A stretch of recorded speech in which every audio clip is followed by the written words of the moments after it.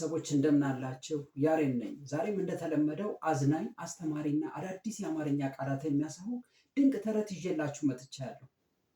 ውድ ወላጆች ይህ ቪዲዮ ልጆቻችሁ አማርኛን በመስማት እንዲለምዱ ብቻ ሳይሆን የመናገር ብቃታቸውን እንዲያዳብሩ ታስቦ የተዘጋጀ ነው። ተረቱን አዳምጠው ሲጨርሱ በራሳቸው አንደበት መልሰው እንዲያወሩላችሁ እድል በመስጠትና በማበረታታት ቋንቋቸውን አብረን እናሳድግ። ሰብስክራይብ ማድረጋችሁ እንዳትዘነጉ። ቪዲዮውን ላይክ በማድረግ እንጀምር።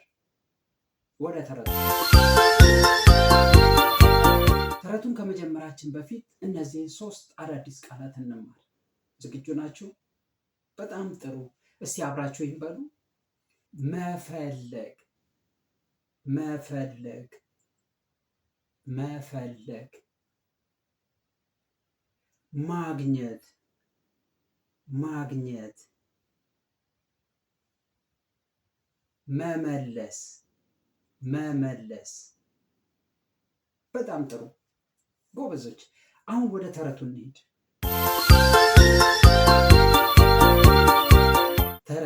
ተረት። በኢትዮጵያ ውስጥ በሚገኘው ባሌ ተራራ ላይ ፊልሞን የሚባል አንድ በጣም ቆንጆ ቀይ ቀበሮ ይኖር ነበር። ፊልሞን ልክ እንደ ንፋስ ፈጣን ነው። ቁልቁል ሲሮጥ ሸው ነው የሚለው። ቀበሮ ፊልሞን በጣም የሚያምር ፀጉርና ረጅም ጭራ አለው። አንድ ቀን በሰፊው የሳር ሜዳ ሲጫወት በሩቅ አንድ የሚያብለጨልጭ ነገር አየ።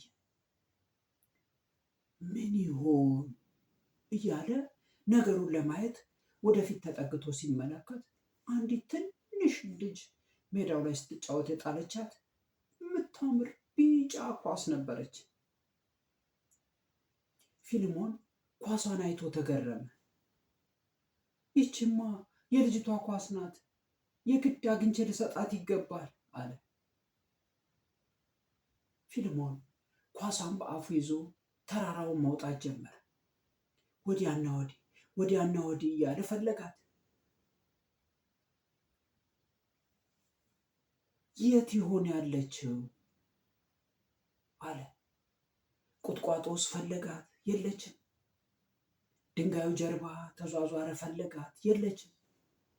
አሁንም የለችም። ድንገት ከሩቅ አንዲት ልጅ ስታለቅስ ሰማ። ልጅቷ ኳሷ ስለጠፋባት በጣም አዝና ነበር። ፊልሞን እንደ ንፋስ እየሮጠ ሄደና ኳሷን ከፊቱ አስቀመጠላት። ልጅቷም ኳሷን አገኘች። እንዴት ደስ አላት መሰላችሁ! ፊልሞን የልጅቷን ኳስ መለሰላት። ልጅቷም ለፊልሞን አመሰግናለሁ ፈጣኑ ቀበሮ፣ አመሰግናለሁ፣ አመሰግናለሁ አለችው።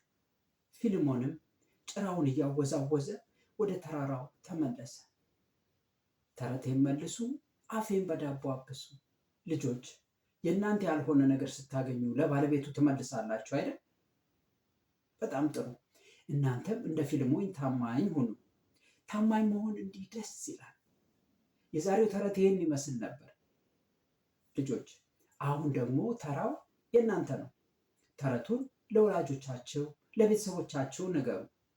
ዛሬ የተማርናቸውን 3 ቃላት እንዳትረሱ። 3 ቃላት። ውድ ወላጆች ዛሬ ልጆቻችሁ ስለ ታማኝነት ተምረዋል። አሁን ልጆቻችሁ ተረቱን ሊያወሩላችሁ ስለሆነ ለልጆቻችሁ ጊዜ በመስጠት ተረቱን አዳምጡ። ልጆቻችሁ ተረቱን ሲያወሩላችሁ ቃላቱን ቢሳሳቱ፣ ቢጠፋባቸው ወይም መግለጽ ቢያቅታቸው ወይም ደግሞ በእንግሊዝኛ ወይም ባሉበት ሀገር ቋንቋ ቢቀላቅሉ ፈጽማችሁ አታቋርጧቸው። ዋናው ግቡ ሀሳባቸውን በአማርኛ ለመግለጽ መሞከራቸው ነውና ከዚያስ ምን ሆነ እያላችሁ በማበረታታት ቋንቋቸውን አብረን እናሳድግ። ይህ ተረት ለሌሎች ልጆችም እንዲደርስ ቪዲዮውን ሼር አድርጉት። በቀጣይ በሌላ ተረት እስከምንገናኝ ቻው ቻው።